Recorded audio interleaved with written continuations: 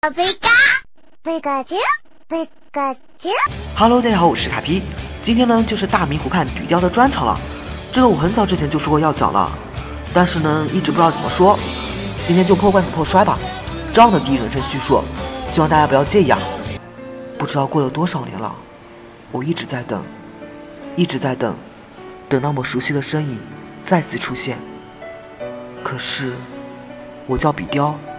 我在这座森林里等一个人，他是我的训练家，也是我最喜欢的人类。第一次和他见面，他给我的印象绝对不是很好。在我吃东西的时候就对我扔了个球，真的是太不懂对战礼仪了。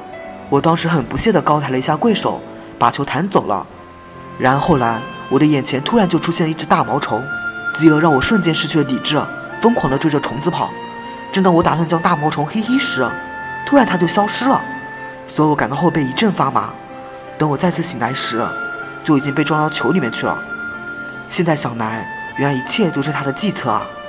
也罢，既然被收服了，那我就只能认命了。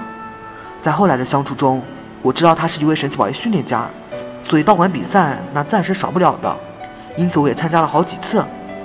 第一场道馆比赛，我就被派上去对付一个石头，当时我的内心是拒绝的，但硬着头皮也只能上。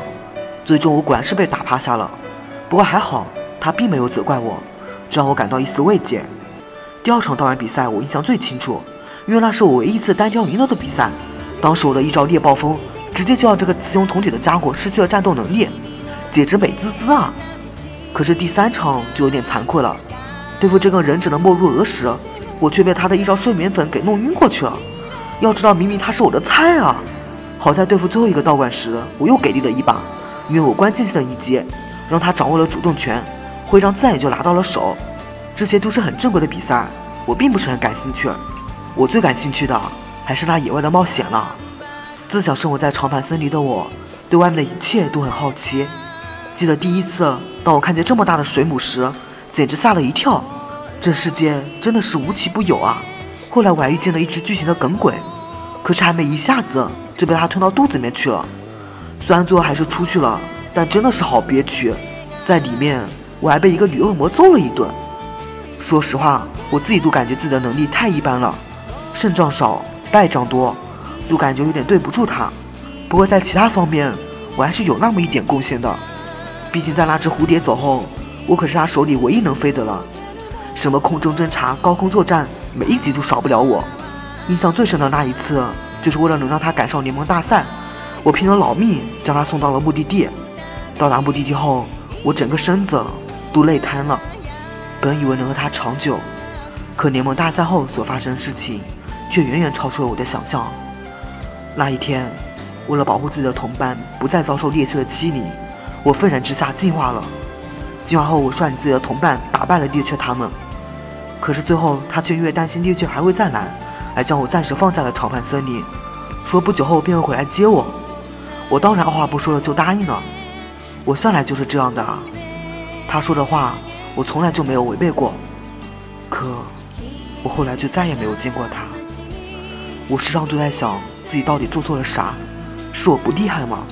但我已经进化了，已经变强了。等等，难道是因为我进化了吗？或许还真有可能是这样的。现在想来也就能理解当初那只电气鼠为什么不愿意进化了，还有那只蛙也是一样的。So ga， 原来是因为我进化了。有人曾问我恨他吗？说实话，恨不起来啊。他待我真的是极好的。那个大雪天，为了不让我们着凉，他强迫让我们全部进到球里面，但最后我们都还是出来了。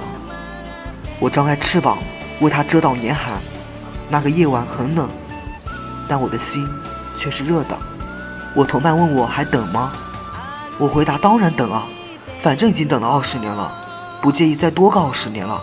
希望到时我的子孙不要比他收服的宠物还要多啊。好了，以上就是大明湖畔比雕的专场了。那么今天就到不，现在再回到小智这一边。这些年我去了很多地方，每到一个地方做的第一件事情几乎都是收服一只当地的看门鸟。都说初恋是最难忘的，我也不例外啊。雕儿，你还过得好吗？记得那一次我遇到一位道馆馆主，他手里刚好就有一只笔雕，我当时第一时间就想到了你。世人每当提到你，都说我无情、健忘、贼，可是你有不想接你回家吗？是编剧他妈不让啊！好了，以上就是今天的全部内容了，希望大家能够喜欢。我是傻逼，咱们下期见。